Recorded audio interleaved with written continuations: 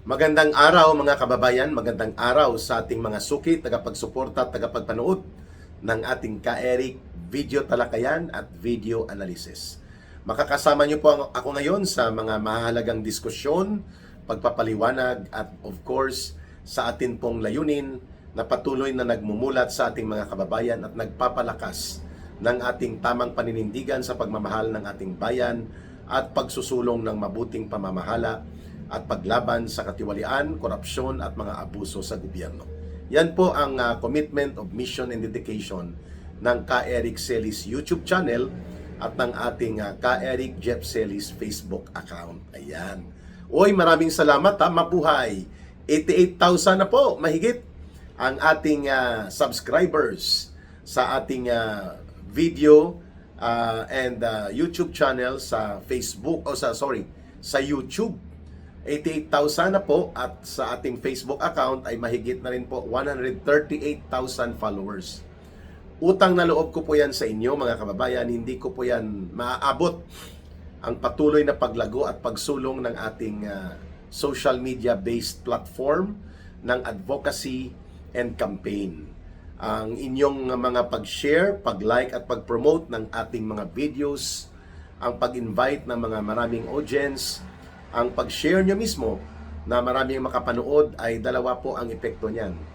Lumalakas din po ang ating audience na hatak and marami po ang naaabot ng ating information campaign at napapalago po natin ang channel. Lalo na po ang YouTube channel na mayroon na pong monetization. Ayan. At because of that, may God bless you all sa tumutulong sa Ka-Eric Celis YouTube channel na mag-share, mag-like at mag-promote ng ating videos at mag-invite ng subscribers. Utang na loob ko po yan sa inyo at ng aking pamilya. Kamakailan lamang po ay nagkaroon ng mainit na epekto po sa politika ng Pilipinas. Itong pagsambulat ng very unexpected pero formality na lang yon para sa atin na mga nagsusuporta kay Vice President Sara Duterte nang idineklara niya na handa na siyang harapin ang anumang paghamon, buhay man, lakas man niya at talino at kanyang mga kinabukasan, iniaalay na niya sa sambayan ng Pilipino para tumakbo bilang Pangulo. So samot-sari po ang mga reaksyon, lalo na po ng sinabi niya, panahon na ibalik natin ang tapang at malasakit sa ating pamamahala na matino at matuwid.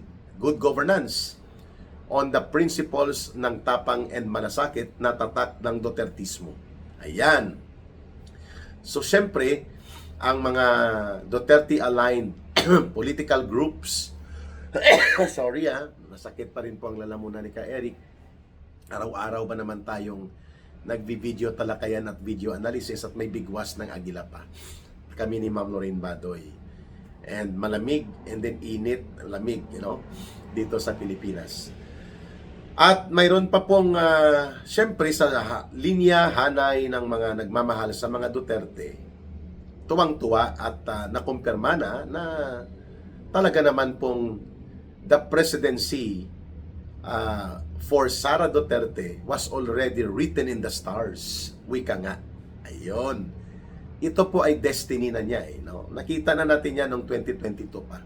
Siya naman talaga ang Pangulo ng bansa noon kung hindi niya pinagbigyan na tulungan at maendorso at suportahan ng mga Pilipino, ng mamamayan, si Marcos Jr.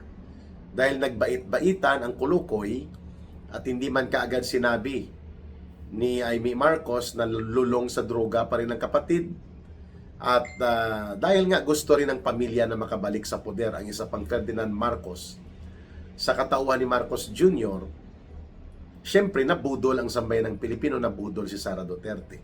Nabudol tayong lahat na naniwala that the continuity of program and legacy na pinakita at nailahad sa pamumuno noon ni Pangulong Duterte ay magtutuloy-tuloy. Kung kaya nagtiwala tayo. And of course, nagsisisi din si Vice President Sara Duterte. Pero nagsisisi na rin si Senator Amy Marcos. Pagbigyan na natin yon. At binunyag na niya nga in millions of audience worldwide na ang kanyang kapatid ay lulong pa rin sa droga. At nag-aabuso sa illegal na droga at kaya nga ganitong nangyayari sa atin.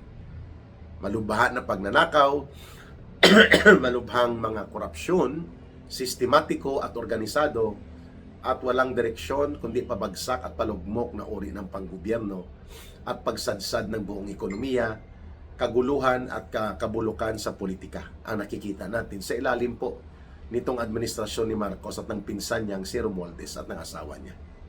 The evil triumvirate. Aba, nakisawsaw din po mga kababayan itong si banal na aso Santong Kabayo. Kumelected at not elected, itong si Benny Abante ng 6th District ng lungsod ng Maynila. Kumelected dahil talo po ito sa elections noong 2025 at ang nagpapanalo sa kanya ay si George Garcia ng Comelec at si Martin Tambaluslos at si Marcos. Kaya kumelected, not elected. Iba po ang nanalo doon, pinadisqualify nila at hinilot ng Comelec hanggang sa natulog ang kaso ngayon sa Korte Suprema. Benny Abante lost the elections in the 6th District of Manila. Pero kung makaasta itong Santong Kabayo at banal na asong tawag sa kanya, pastor-pasturan nga ang ibang tawag sa kanya, kung makasawsaw sa maruming politika bilang attack dog ni Martin Romualdez at ni Marcos, akala mo banal ang kanyang bit-bit na mga mensahe, yun pala hindi banal, puno ng kabalbalan. Nagbabanal-banalan. Sinupalpal po siya ni Congressman Pulong Duterte. At siguro hindi na rin nakapagpigil itong kapatid ni Vice President Sara Duterte dahil pakialamero at puno po ng kabalbalan ang mga pinagsasabi nito ni Benny Abante as if he matters to the nation. Kumelected ka lang dapat mahiya ka nga, Hindi ka naman talaga ibinoto at ipinanalo ng mga taong bayan sa ika-6 na distrito ng lungsod ng Maynila, Kumelected, alam niyo na, sinindikato ng Comelec. Kaya siya nakaupo diyan sa loob ng Kongreso ni Tambaluslos at nila Marcos. Hindi daw niya susuportahan si Sara Duterte at napakadelikado daw sa ating bansa ang isa pang Duterte presidency. Wow, talaga lang buhay banal na aso Santong Kabayo. Yun ang tawag sa kanya, mga kababayan, ng netizens. Kalat na kalat yan, Banal na aso Santong Kabayo, natatawa naman ako. Napakanta to ni si Ka Eric. Komposisyon po yan at awitin ng grupong nila Dong Abay, ang aking inawit na yan, yung Santong Kabayo Banal na Aso na linya sa awitin nila Dong Abay, Mga kababayan, ano po ang pinuntuhan ni Congressman Pulong Duterte? 3. Una, yung opinyon ni Benny Abante, opinyon ng tagapagtahol at tagapag-atake ni Romualdez, Tambaluslos at ni Marcos. Expected yun na hindi siya susuporta kay Sara Duterte. But that opinion does not matter anymore kasi nga hindi ngayon pinapaniwalaan sa may lungsod ng Maynila mismo. Pinagtatawanan siya dahil nga nagbabanal-banalan pero puro kabalbalan ang mga pinagsasabi. At dapat nga may imbestigahan pa yan sa kanya naging role sa sindikato sa loob ng Kongreso na pinamunuan ni Romualdez. Pangalawa, maliban na attack dog ito si Benny Abante, ni Martin Tambaluslos, at ni Marcos, no less than Congressman Toby Chanco ang nag-identify si Benny Abante, attack dog ni Romualdez yan. Alam na natin kung anong ginagawa ng attack dog.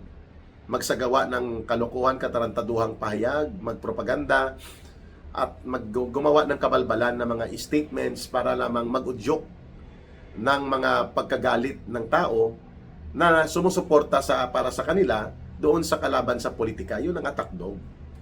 So, walang pinagkaiba si Benny Abante at si Trillanes, si Dilima, si Ontiveros, itong si Tereridon, itong si Roch Gutierrez ng dapat imbis ng kontraktor ito part ito ng mga kontraktor at si Benny Abante tagapagtakip ng mga kontraktor at tagapagtaguyod ng pandarambong at pangungurakot ni Marcos at nila Romualdez. Yan ang mukha ni Benny Abante. Which brings us to the second point ni Congressman Pulong Duterte. That the opinion of Benny Abante does not matter kasi walang kredibilidad at walang paninindigan. Jellyfish, kung saan siya makikinabang, doon siya. At saan siya pwede pakinabangan sa kanyang talent para gumawa ng mga propaganda operations ng kabalbalan ng mga pahayag gamit ang kanyang maskara na pastor siya di umano. Yun po ang role ni Benny Abante, mga kababayan.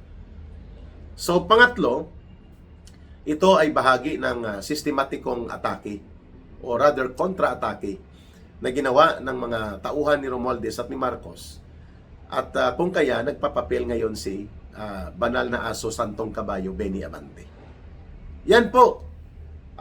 This is part of an orchestrated attempt on the part of Marcos and Romualdez para po masawata o mapigilan ang paglaganap ng malaking balita na ito na tinanggap ng taong bayan, mayoriya ng mga Pilipino, natutuwa na idiniklara na formality na lang yon kahapon or the other day, subalit naging opisyal na tagapagtaguyod ng totoong opposition movement ng mamamayang Pilipino laban sa nabubulok, mandarambong at numero 1 kurakot at abusado na puro kademonyuhan sa pagnanakaw sa kabanang bayan ang ginawa ng gobyernong ito ni Marcos at Romualdez. The people are embracing Sara Duterte, and that cannot be denied by Benny Abante. Niyayakap po at tinatangkilik ng mayoriya ng mamamayang Pilipino ang Sara Duterte. Nanginginig sa takot sa pagkakaroon ng isang official and formal announcement ang isang Sara Duterte, itong grupo ng mga magkakabalahibo na mga sagadsarin na kontra sa mga Duterte dahil ayaw nila ng totoong may tapang at may malasakit na uri ng panggobyerno na hindi makaporma ang mga kurakot, abusado, berdugo, kriminal, terorista at pati ng mga sindikato.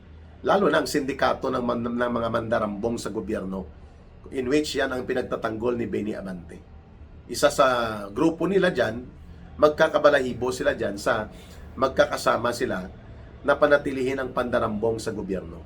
In that alone, makes the opinion of Benny Abante irrelevant and immaterial. Pero para lang may masabi siya, para may pakinabang siya sa mga amo niya. Ang amo niya, si Romualdez, si Tambaloslos, si Marcos. Para may masabi siya at ang kanyang mga amo ay sasabihin nila, may pakinabang din pala ito si Benny kahit papaano. Sige lang, kung kaya ginamit natin ang COMELEC para maiupo yan, COMELECted, hindi naman elected. Parang si Larry Bobo Gadon lang din. No? Di ba mahilig salita ng salitang bobo? Bobo! O hindi ngayon bumalik sa kanya, Bobo Gadon. So si Benny Abante, si Bobo Gadon, at itong pambansang tagapagtahol ni Marcos na si Claire Castro, magkakapareho po ang kanilang laro. Sila po ay tagapagtambol at tagapagtaguyod ng maruruming laro sa propaganda upang atakihin at siraan ang mga Duterte, pero nagbabackfire. Parang rubber bullet, walang tusok. Pag binaril nila, yung bala nila ay bumabalik sa kanila. Yan pong rubber bullet. Kung sa Ilonggo, nagaumpok, nagabumirang. Kawawa naman ito ang grupo ni Boy Banal na Aso, Santong Kabayo, si Bobo Gadon at itong tagapagtahol ni Marcos. Kung ano-ano na lang itinatahol nila, di bali na lumabas na katawa-tawa at komedyante sila. Minsan makikita na lang natin ito sila, sila Bobo Gadon, sila Claire Castro, na may hila-hilang mga lata sa kalsada. Dahil hindi nila matanggap na babagsak na at palubog na ang kanilang sinusuportahang mandarambong at mangumurakot na administrasyon ni Marcos at Romualdez, at kasama sila sa iimbestigahan at papanagutin sa pagtutulak ng katarungan ng mga mamamayang Pilipino. At iyan po ay magaganap sa isang pagkakaroon ng Sara Duterte as President ng bansang Pilipinas. Kaya nangangatog ang tuhod nito ni Boy Banal na Aso, Santong Kabayo, Benny Abante elected, not elected, sapagkat isa siya sa pwedeng managot sa paghahatol ng katarungan sakaling kalkalin po ang kanilang mga kanal at kabulukan na imbornal ng pagnanakaw na naganap sa ilalim ng Marcos government at ni Romualdez. Kaya ganun na lang sila kung makaporma ng atake laban kay Sara Duterte. Pero mabuti na rin po at nagsalita si Congressman Pulong Duterte at nabutata at nasupalpal na naman ang isang nagbabanal-banalan pero puno ng kabalbalan na attack dog ni Marcos at Romualdez sa katauhan ni Benny Kumelected not elected abante. Mga kababayan, abangan po ninyo ang iba pang mga maiinit na updates sa politika at pati na po itong pagpupuna ni Congressman Pulong Duterte at ng mga mamamayan ng Davao. And we hope that we can also hear yung statement ni Mayor Baste Duterte sa pangingialam nitong hambog at feeling Superman na akala mo siya lang ang pwedeng magligtas at magtanggol ng mga motorista. Itong si dating retired Colonel Busita, no? Wow. Nagsermon-sermonan at nagsigaw-sigawan at nagtapang-tapangan sa Davao. Akala mo taga Davao siya at pagmamay-ari niya ang Davao, mga kababayan. Ayan, nakatikim katuloy ng malutong na pagpupuna at pagtatakwil sa iyo sa Davao. Minsan kasi ang kahambugan at pagiging feeling the best, ilagay mo sa tama at magkaroon ka rin ng wastong katinuan bago mo gamitin ang pagkahambog-hambugan at pagtapang-tapangan. Kaya tuloy, ayan, pakialamero ka doon sa local ordinance ng Davao City, hindi ka naman taga roon, mas maalam ka pa sa kanilang mga pinuno na hinalal ng kanilang mamamayan. Ayan. Pinitik lang natin ito si Busita, kilala ko naman ito, pero minsan nakakabwisita din itong si Busita. Nagpagamit din ito sa kontraktor eh. Yung One Rider Party List nila, ginamit yan ni kontraktor Gutierrez, no? Itong mistisong bangus na sinabihan siya ni Pangulong Duterte, yung English mo hindi ko naintindihan, sobrang slang. Sobra ka pa mag-Amerikano at sa mga British parang Briton at Amerikano ka.